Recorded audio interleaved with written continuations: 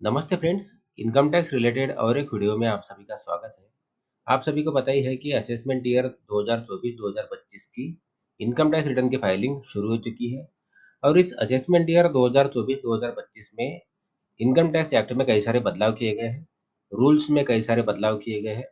ऐसा ही एक बदलाव उन टैक्स पेयर्स के लिए किया गया है जो tax payers income tax act के सेक्शन 80 डबल डी और सेक्शन 80 यू के अंतर्गत डिडक्शंस क्लेम करते हैं।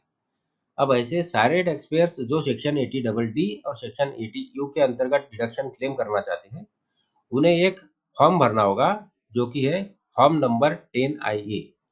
अब ये जो फॉर्म है, टैक्स पेयर को अपना इनकम टैक्स रिटर्न फाइल करने से पहले भरना होगा। अगर टैक्स पेयर अपना इनकम टैक्स रिटर्न फाइल करने से पहले इस फॉर्म नंबर 10 आई ए को ऑनलाइन फाइल नहीं करते हैं, तो ऐसे में जब टैक्स पेयर का इनकम टैक्स रिटर्न प्रोसेसिंग किया जाएगा, तो ऐसे में टैक्स पेयर को सेक्शन 80 डबल डी और सेक्शन 80 यू के अंतर्गत मिलने वाला डिडक्शन नहीं दिया जाएगा। तो ऐसे में टैक्स पेयर्स को फॉर्म 10 आई ए अपना इनकम टैक्स रिटर्न फाइल करने से पहले ही फाइल करना होगा। और इसके साथ ही जब tax payer section 80 double D और सेक्शन 80 यू के अंतर्गत डिडक्शन अपने इनकम टैक्स रिटर्न में क्लेम करेंगे, अब यहाँ मैंने आईटीआर का ऑनलाइन फॉर्म ओपन कर लिया है। यहाँ सेक्शन 80 यू वाला जो शेड्यूल है इसे ओपन किया है। अब अगर हम सेक्शन 80 यू के अंतर्गत डिडक्शन क्लेम करना चाहते हैं, तो हमें यहाँ कुछ जानकारी देनी होती है। जैसे कि यहाँ हमें सबसे पहले तो नेचर ऑफ डिसेबिलिटी एंटर करना होता है कि टैक्स पेयर की जो डिसेबिलिटी है, वो डिसेबिलिटी है, नॉर्मल डिसेबिलिटी है या सेवर डिसेबिलिटी है। जो भी टैक्स पेयर की डिसेबिलिटी है वो उसे सिलेक्ट करना होगा। जैसे कि अगर हम यहाँ सेवर डिसेबिलिटी सिलेक्ट करते हैं, तो ऐसे में टैक्स पेयर को 1,25,000 रुपये का डिडक्शन मिलता है। इसके बाद यहाँ कुछ जानकारी देनी होती है, जैसे कि टैक्स पेयर ने जो फॉर्म 10 आई ए सबमिट किया है, उस फॉर्म की डेट लिखनी होती है। जिस तारीख को टैक्स पेयर ने इस फॉर्म को फाइल किया है, उस तारीख को यहाँ एंटर करना होगा। और साथ ही फॉर्म नंबर 10 आई ए सबमिट करने के बाद, फाइल करने के बाद जो एक्नॉलेजमेंट नंबर मिलता है, उस एक्नॉलेजमेंट नंबर को यहाँ एंटर करना होगा। और इसके साथ ही यहाँ यूडीआईडी नंबर भी लिखना होता है। ये यूडीआईडी नंबर कंपलसरी नहीं है, लेकिन टैक्स पेयर को यहाँ दो चीज़ें लिखनी होगी। एक तो फॉर्म नंबर 10 आई ए जिस तारीख को फाइल किया है उस तारीख लिखनी होगी, और उस फॉर्म नंबर 10 आई ए को सबमिट करने के बाद जो एक्नॉलेजमेंट नंबर मिली है, उस एक्नॉलेजमेंट का नंबर यहाँ एंटर करना होगा। अब इस फॉर्म नंबर 10 आई ए को कैसे फाइल करना है, इसे हम एक बार देख लेते हैं। अब मैंने यहाँ इनकम टैक्स के पोर्टल पर लॉगिन कर लिया है। अब हमें फॉर्म 10 आई ए भरना है। तो इस फॉर्म को भरने के लिए हमें यहाँ ई फाइल वाले ऑप्शन में आना होगा। इसके बाद यहाँ इनकम टैक्स फॉर्म्स पे आना होगा और उसके बाद फाइल इनकम टैक्स फॉर्म्स के ऊपर क्लिक करना होगा।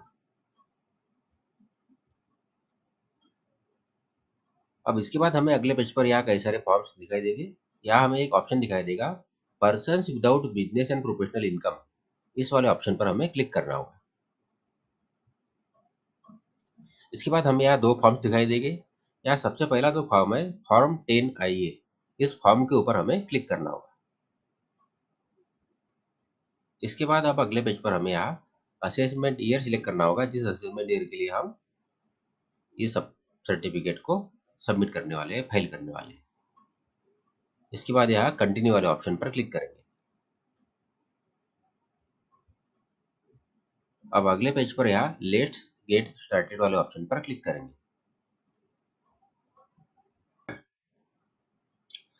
अब इसके बाद हमें फॉर्म 10 आई ए दिखाई देगा।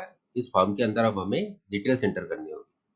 लेकिन इस फॉर्म के अंदर डिटेल्स एंटर करने के पहले टैक्स पेयर्स के पास मेडिकल ऑफिसर से मिला हुआ फॉर्म 10 आई ए के अंतर्गत सर्टिफिकेट होना आवश्यक है। मतलब टैक्स पेयर के पास मेडिकल ऑफिसर से फॉर्म नंबर 10 आई ए में मेडिकल सर्टिफिकेट होना आवश्यक है। उसके बाद ही टैक्स पेयर इस फॉर्म को भर पाएगा, क्योंकि उस फॉर्म के अंदर, उस सर्टिफिकेट के अंदर जो जानकारी होगी, वही जानकारी यहाँ एंटर करनी है। और साथ ही इस ऑनलाइन फॉर्म के साथ उस सर्टिफिकेट को स्कैन करके अपलोड भी करना होगा। तो अगर उस सर्टिफिकेट की बात करें, तो यहाँ एक फॉर्म नंबर 10 आई ए है। इस फॉर्म नंबर 10 आई ए में रजिस्टर्ड ऑथोराइज मेडिकल ऑफिसर से हमें सर्टिफिकेट लेना होगा। जो टैक्स पेयर इस सेक्शन के अंतर्गत डिडक्शन क्लेम करने वाला है, उस टैक्स पेयर को इस फॉर्म के अंतर्गत सर्टिफिकेट लेना होगा और उस सर्टिफिकेट में जो जानकारी दी गई है वही जानकारी ऑनलाइन इनकम टैक्स के पोर्टल पर फॉर्म 10IA सबमिट करते समय उसमें एंटर करनी होगी और इस सर्टिफिकेट को स्कैन करके अपलोड करना होगा। उसके बाद ही form number 10IA income tax portal पर सबमिट हो पाएगा। तो ये जो सर्टिफिकेट है, इस सर्टिफिकेट को हम लोग गूगल से भी डाउनलोड कर सकते हैं या इस सर्टिफिकेट की लिंक मैं डिस्क्रिप्शन बॉक्स में दे दूंगा, वहाँ से आप इस सर्टिफिकेट को डाउनलोड कर सकते हैं। तो अगर हम बात करें कि उस फॉर्म में क्या-क्या जानकारी भरनी है, तो सबसे पहले यहाँ सर्टिफिकेट का नंबर लिखना होता है। मेडिकल ऑफिसर से जो सर्टिफिकेट हमें मिला है, उस सर्टिफिकेट के ऊपर जो नंबर है, उस नंबर को यहाँ लिखना होगा। उसके बाद उस सर्टिफिकेट की डेट यहाँ लिखनी होगी। उसके बाद यहाँ उस रजिस्टर्ड मेडिकल ऑफिसर या डॉक्टर का नाम लिखना होगा। उसके बाद उस गवर्नमेंट हॉस्पिटल का यहाँ नंबर लिखना होगा। उस डॉक्टर का यहाँ क्वालिफिकेशन डेजिग्नेशन लिखना होगा और स्पेशलिटी क्या है वो लिखनी होगी। इसके बाद यहाँ टैक्स पेयर का पूरा नाम लिखना होगा, टैक्स पेयर के फादर का नाम लिखना होगा, उसके बाद एज लिखना होगा। इसके बाद यहाँ पैन नंबर अपने आप आ जाएगा।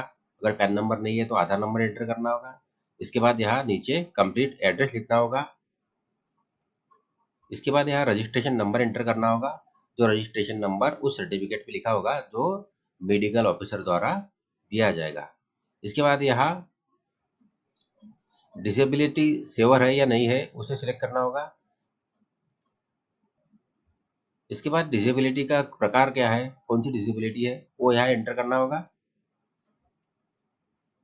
इसके बाद यहाँ कंडीशंस, डिसेबिलिटी की कंडीशन क्या है वो लिखना होगा, जैसे कि प्रोग्रेसिव है या नॉन प्रोग्रेसिव है। इसके बाद यहाँ अगले इसमें कंडीशन इंप्रूव हो सकती है या नहीं हो सकती है वो यहाँ सिलेक्ट करना होगा।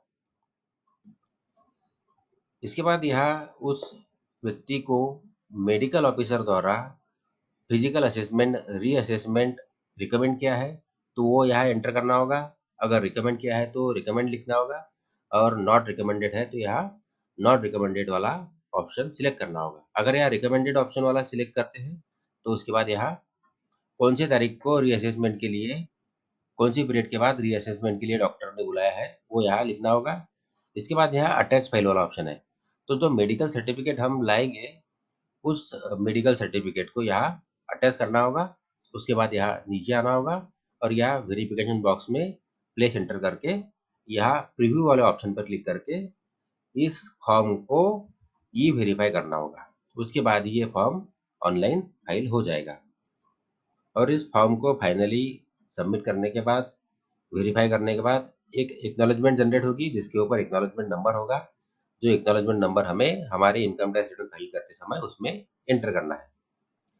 तो ऐसे कोई भी टैक्स पेयर जो सेक्शन 80 डी और सेक्शन 80 यू के अंतर्गत डिडक्शन क्लेम करना चाहते हैं, तो उन्हें सबसे पहले मेडिकल ऑफिसर से फॉर्म नंबर 10IA में मेडिकल सर्टिफिकेट लेना होगा और उसके बाद उस मेडिकल सर्टिफिकेट की पूरी जानकारी इनकम टैक्स पोर्टल पर जाके ऑनलाइन फॉर्म 10IA में फाइल करनी होगी। उस मेडिकल सर्टिफिकेट को अपलोड करना होगा और उसके बाद वो टैक्स पेयर सेक्शन 80 डी और सेक्शन 80 यू के अंतर्गत डिडक्शन क्लेम कर पाएगा। आशा करता हूँ इस वीडियो की जानकारी आपको यूजफुल लगी हो। अगर इस वीडियो की जानकारी आपको यूजफुल लगी है तो वीडियो को लाइक करिए, चैनल को सब्सक्राइब करिए। धन्यवाद।